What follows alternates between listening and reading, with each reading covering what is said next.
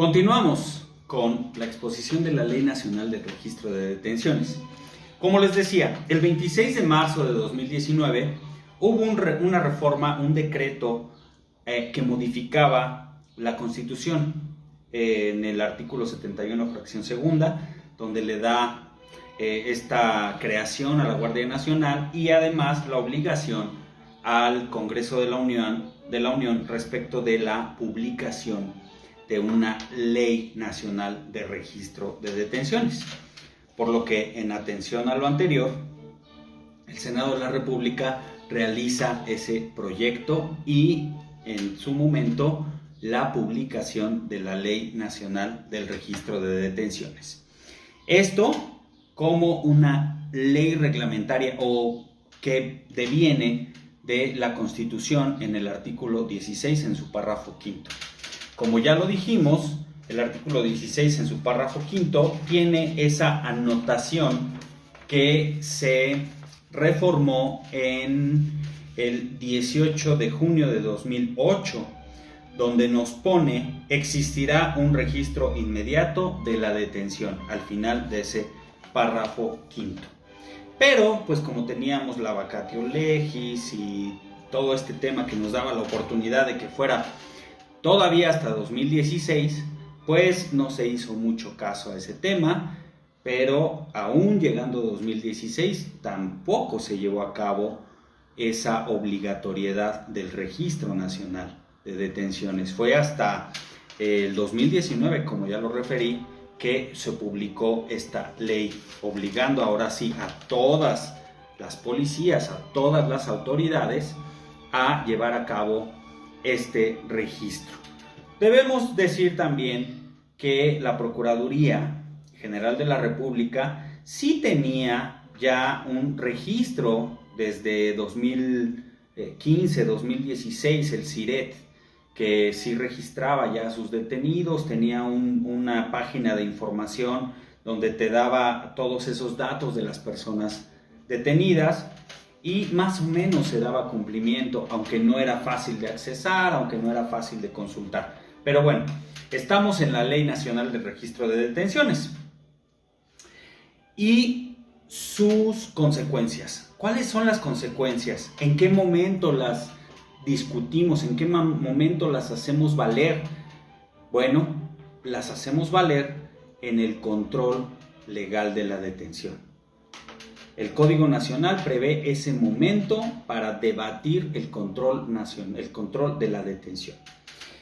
Y tiene muchos argumentos válidos esta ley, que son no solamente administrativos, como lo pretende hacer valer en muchas ocasiones. Esto lo decimos con la experiencia que tenemos en las audiencias.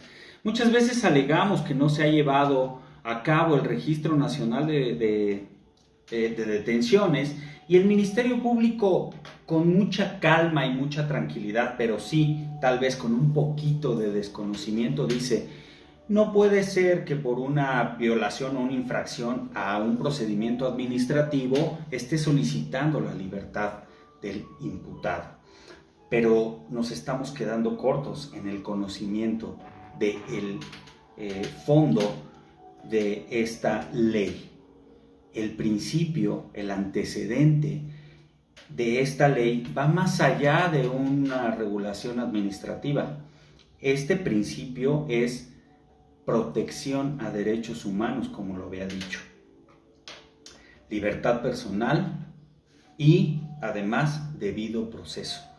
Y no solo lo dice la Constitución en el artículo 16, sino, como ya lo referí, tenemos diversos tratados, diversos convenios y diversas recomendaciones de la Organización Mundial, de la ONU, que nos dice que debemos tener ese registro para prevenir desaparición forzada, tortura y abusos de autoridad.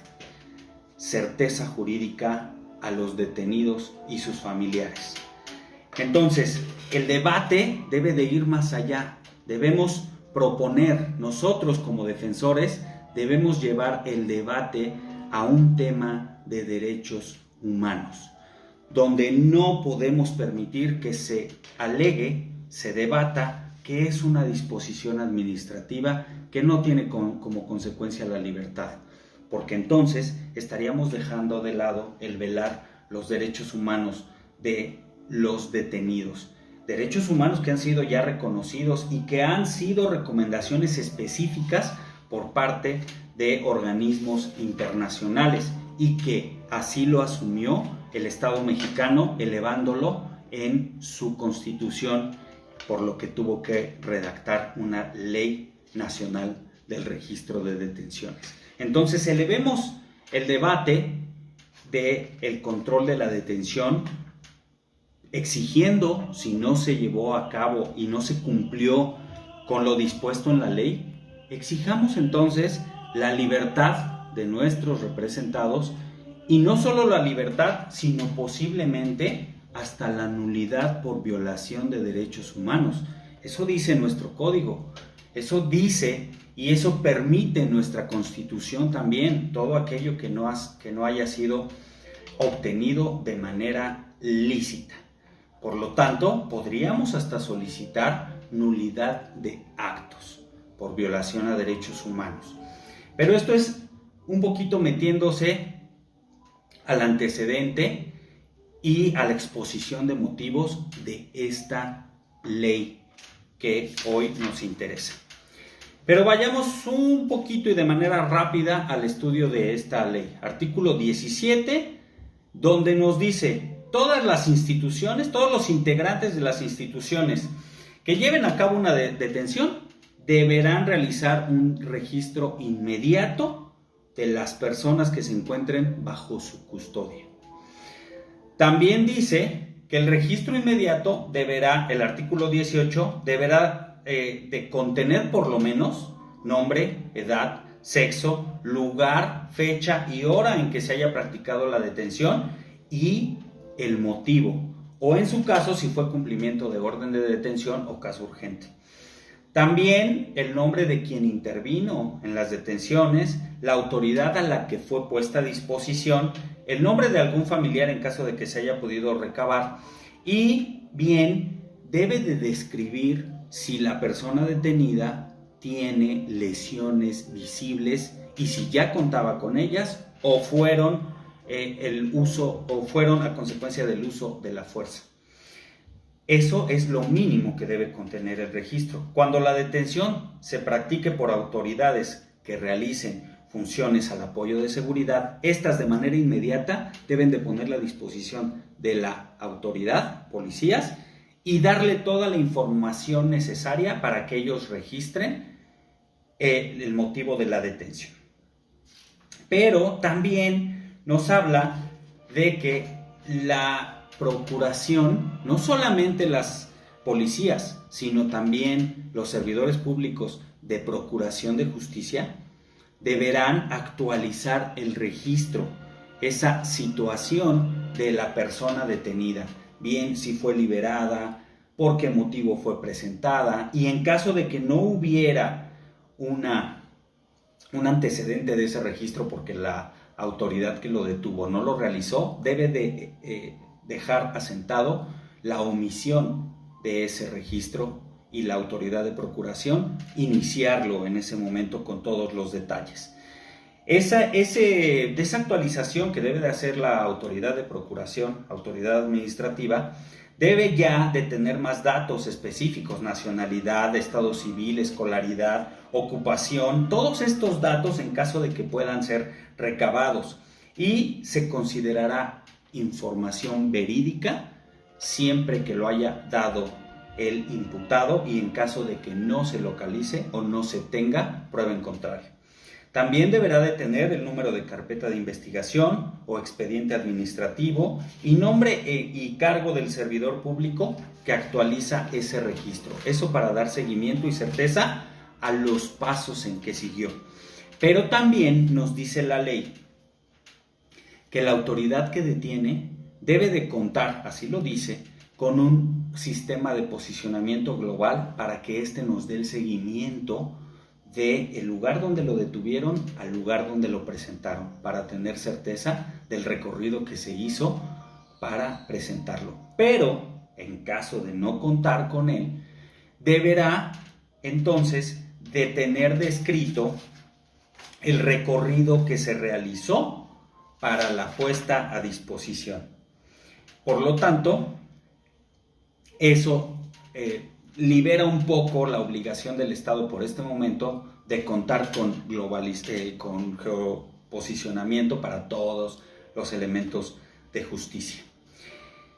Ya que tenemos estos registros, ahora tenemos la oportunidad, nosotros los defensores, o cualquier familiar, o cualquier persona interesada, de consultar ese registro. Y ojo, no tenemos que esperar a tener a la vista la carpeta y saber el registro que emitió el sistema respecto de la detención. No, basta con que entremos al sistema, demos nuestros datos, nombre y CURP y el nombre completo de la persona a la que estamos buscando.